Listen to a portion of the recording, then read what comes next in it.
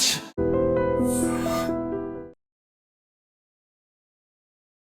జనరల్‌గానే పిల్లలకి జర్నీ అంటే చాలా ఇష్టం. బయటికెళ్దామంటే వాళ్ళెంత హుషారైపోతారో, సరదాగా రెడీ అయిపోతూ ఉంటారు. ఎక్కడికెళ్తున్నామనే ఎక్సైట్‌మెంట్‌తో అడుగుతూ ఉంటారు.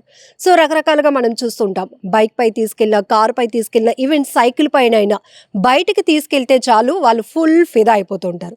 సో, ఇక్కడ సోషల్ మీడియాలో ఈ వీడియో మీరు చూసినట్టయితే బెంగుళూరులో ఒక కారులో సన్ రూఫ్‌లో వెళ్తున్నటువంటి ఒక చిన్న పిల్లాడు అక్కడ హెవీ వెహికల్స్‌ని కంట్రోల్ చేసే బ్యారియర్ తలకు తగిలి బలమైన గాయమైంది. కానీ ఈ వీడియో నుంచి మనం చాలా తెలుసుకోవచ్చు. జాగ్రత్తగా ఉండాలి. నిర్లక్ష్యంగా ఉంటే మాత్రం ప్రాణాలు పోయే ప్రమాదం ఉంది. ఇక్కడ సన్ రూఫ్ అనేది మనం లైటింగ్ కోసమో, నేచర్‌ని ఎంజాయ్ చేస్తూ మన ట్రావెలింగ్‌ని ఇంకాస్త న్యూ ఎక్స్‌పీరియన్స్ చేయటానికి సన్ రూఫ్ అనేది చూస్తాం. కానీ ఈ మధ్య ఎక్కువ శాతం పిల్లల నుంచి డిమాండు, పెద్దల నుంచి డిమాండ్. సన్ రూఫ్ కార్ ఉంటే మనకి సూపర్‌గా ఉంటుంది. థ్రిల్ జర్నీ చేయొచ్చు. పిల్లలుంటే చక్కగా సన్ రూఫ్ పైన నిలబడి చక్కగా 2 చేతులు చాపుకొని నేచర్‌ని ఎంజాయ్ చేస్తూ వెళ్తారు. పిల్లలకి ఇష్టమైందే కదా మనం ఇవ్వాలి. వాళ్ళ సంతోషమే కదా మన సంతోషం అన్న ఆలోచనతో సన్ రూఫ్ ఉన్నటువంటి కార్స్‌ని తీసుకోవడానికి ఇష్టపడుతున్న వాళ్ళని మనం చూస్తున్నాం. తప్పులేదు. అంటే పిల్లల సంతోషం మన ఆనందాన్ని ఇంకాస్త రెట్టింపు చేస్తుంది. కానీ అంతే జాగ్రత్త కూడా ఉండాలి. పిల్లలు అనేటప్పటికి వాళ్ళు మనం ఏం చెప్తే అదే ఫాలో అవుతూ ఉంటారు. కొన్ని సార్లు మనం కూడా నిర్లక్ష్యంగా ఉంటాం. అక్కడ ప్రమాదం ఉందా లేదా గమనించం. అక్కడున్న పరిస్థితి బట్టి ఎంజాయ్ మూడ్‌లోనికి వెళ్ళిపోతూ ఉంటాం. ఇక పిల్లలు సన్ రూఫ్‌లో నిలబడి చక్కగా ట్రావెలింగ్‌లో ఉన్నారు అంటే అటు పక్కన చెట్టు కొమ్మలు తగులుతాయా? లేపోతే ఇలాంటి హెవీ వెహికల్స్ కంట్రోల్ చేయడానికి ఉన్నటువంటి బారియర్స్ తగులుతాయా? కరెంట్ పోల్స్ తగులుతాయి ఇవేమి చూడరు.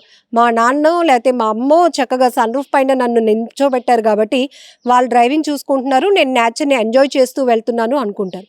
ఎదురుగా ఉన్నటువంటి ఆ బ్యారియర్‌ను అక్కడ ఆ పిల్లాడు గమనించలేదు. ఈ కార్ డ్రైవింగ్ చేస్తున్నటువంటి వ్యక్తి కూడా గమనించకపోవడం వల్ల ఆ బ్యారియర్ చాలా గట్టిగా తలకి తగిలి ఆ అబ్బాయి మెడ ఇరిగినంత పనయింది. ఎంత దారుణాతి దారుణం. చాలా క్రిటికల్‌గా ఉందంట ఆ అబ్బాయి పరిస్థితి కూడా.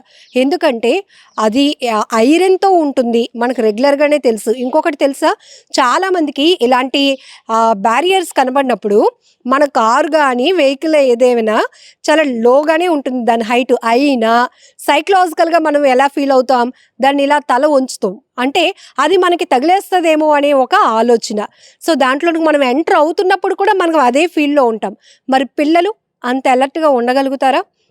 సో, ఇక్కడ భారీ వాహనాలు వెళ్ళకుండా ఏర్పాటు చేసిన ఇలాంటి వాటి వల్ల కూడా చాలా ప్రమాదాలు. సో, ఇప్పుడు కార్‌లో కూర్చొని జర్నీ చేస్తే ఆ అబ్బాయికి ఏమీ అయ్యుండేది కాదు. కానీ ఆ అబ్బాయి నించొని ఆ సన్ రూఫ్ దగ్గర ఎంజాయ్ చేస్తూ ఉన్న టైంలో ఈ బ్యారియర్‌ని ఆ పిల్లాడు గమనించలేదు. ఈ డ్రైవింగ్ చేస్తున్న వాళ్ళు కూడా గమనించి అలర్ట్ చేయకపోవడం వల్ల ప్రాణాల మీదకొచ్చినంత పనైంది.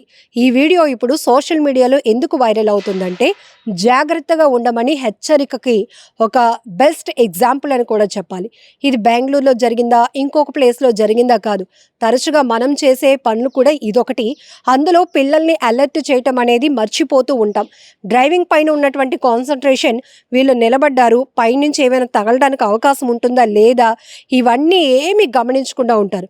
కొన్ని చోట్లయితే గనక అనుకోకుండా కొన్ని చెట్టు కొమ్మలు పిల్లలకి తగులుతూ ఉండటం. పెద్దవాళ్ళు కూడా ఈ మధ్య సన్ రూఫ్‌లో ఎంజాయ్ చేయడం అలవాటయింది. అది ఎంజాయ్ చేయటం అనేది తప్పు కాదు. కానీ ఆ ఎంజాయ్‌మెంట్‌లో మనం నెగ్లిజెన్సీగా ఉంటే గనక మన ప్రాణాలు పోయేటంత ప్రమాదం జరుగుతుంది. ఇక్కడ ఈ పిల్లాడు పరిస్థితి ఏంటి అనే ఒక ఆవేదన, ఆందోళన కూడా ప్రతి ఒక్కరిలో కనపడుతోంది. సో, అండర్ ట్రీట్మెంట్‌లో ఉన్నాడు. ఆ బాబయితే చాలా క్రిటికల్‌గా ఉందంట పొజిషన్. ఎందుకంటే ఈ ప్లేస్‌లో అంత బలంగా తగిలినప్పటికీ ఆ అబ్బాయి మెడ విరిగిపోయినంత పనైంది కాబట్టి చాలా దారుణమైన ఘటన. సో, ఈ వీడియో ఇప్పుడు సోషల్ మీడియాలో వైరల్ అవుతోంది. రోడ్డుపై కాదు కదా! ఇంటి నుంచి బయటకు వెళ్ళినాక పిల్లలు అంటే గనక అది మన బాధ్యతే. వాళ్ళకి ఎటు నుంచి ఏ ప్రమాదం ఎలా వస్తుందో తెలీదు. ఈవెన్ ఇదే కాదు. ఈ మధ్య కుక్కలు కూడా చాలా దారుణంగా వ్యవహరిస్తున్నాయి. వీధి కుక్కలే కదా! రోజు మనం ఈ వీధిలోనే తిరుగుతూ ఉంటాం కదా! అప్పుడు కరవలేని కుక్కలు ఇప్పుడెందుకు కరుస్తాయి? ఇలాంటి లాజిక్ క్వెషన్స్ మానేసి ఇప్పుడు మీకు ఇంకొక వీడియో కూడా చూపిస్తున్నాను చూడండి. ఆ అబ్బాయి ఒక్కడు నడుచుకుంటూ వెళ్ళిపోతున్నాడు. కొంచెం హైవే దగ్గరగా ఉన్నట్టుంది. వెహికల్స్ కూడా ఈ సీసీటీవీలో రికార్డ్ అయ్యాయి. ఒక అబ్బాయి ఒంటరిగా వెళ్తున్నాడు. ఈవెన్ సైకిల్ మీద వెళ్ళే వాళ్ళు, టూ వీలర్ మీద వెళ్ళే వాళ్ళు కూడా కనపడలే. ఎక్కడి నుంచి వచ్చిందో ఒక సరౌండింగ్ లో నుంచి వచ్చినటువంటి ఒక కుక్కల గుంపు, ఒక 3-4 కుక్కలు ఎట్ ఏ టైం ఆ అబ్బాయి ఒంటరిగా వెళ్తుండడాన్ని గమనించి, పిల్లాడు అని గమనించి దాడి చేశాయి. చాలా తీవ్రంగా కరిచిన చాలా సేపటికి గాని ఒక ఆమె పరిగెత్తుకుంటూ అక్కడికి వచ్చి ఆ కుక్కల్ని అక్కడి నుంచి చెదరగొట్టి ఆ అబ్బాయిని ఎత్తుకుని ముందుకు తీసుకెళ్ళిపోయింది. ఇది కూడా పెద్దవాళ్ళ నిర్లక్ష్యమే. రోడ్ల పైన పరిస్థితులు ఎలా ఉంటున్నాయి మనం చూస్తున్నాం. కిడ్నాప్లు జరుగుతున్నాయి. పిల్లల పైన కుక్కలు విచక్షణ రహితంగా దాడులు చేస్తున్నాయి.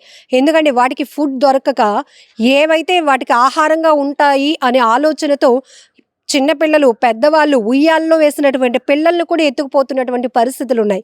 మరి పిల్లలకు తెలుస్తుందా? మా అమ్మల్ని వాళ్ళ ఇంటికి వెళ్ళి రమ్మంది, అదొకటే తెలుసు. ఇటు నుంచి కుక్క వస్తుందో అటు నుంచి ఇంకోటి వస్తుందని వాళ్ళకి తెలియదు. కాబట్టి అనుక్షణం పిల్లల్ని కంటికి రెప్పలా కాపాడుకోవాల్సిన బాధ్యత మనదే. పిల్లలు మీరు కూడా కొంచెం నాలెడ్జ్ తెచ్చుకుంటున్నారుగా, సోషల్ మీడియాలో అన్ని వీడియోలు చూస్తున్నారు. వద్దన్న విషయాలు కూడా కావాలని పట్టుబడుతున్న మీకు బేసిక్ నాలెడ్జ్ కూడా ఉండాలి నాన్న. జాగ్రత్తగా ఉండండి. ఇలాంటి ప్రమాదాలు పొంచి ఉంటాయి కాబట్టి మీరు జాగ్రత్తగా ఉండండి. పేరెంట్స్ మనం కూడా జాగ్రత్తగా ఉండాల్సిన అవసరం ఉంది. నిజంగా ప్రస్తుతం ఉన్నటువంటి సమాజం దేనికి ప్రయారిటీ ఇస్తుంది? ఆర్థిక సంబంధాల చుట్టూ మాత్రమే తిరుగుతుంది. మళ్ళీ ఎన్నికలంగానే చాలా విరక్తి కలుగుతాం. మంచి అనిపిస్తుంది కదా, లేడీస్ కూడా ఛాలెంజింగ్ జాబ్స్ చేసినప్పుడు చాలా బాగుంటది. ట్రాఫిక్ అసిస్టెంట్స్ గా నియమించిన ట్రాన్స్జెండర్స్ అందరితో సాల్యూట్ చేయించుకుంటున్నారు. ఫుడ్ డెలివరీ ఇవ్వటానికి వెళ్ళినటువంటి డెలివరీ బాయ్ అనిల్ పై కళ్ళ ముందు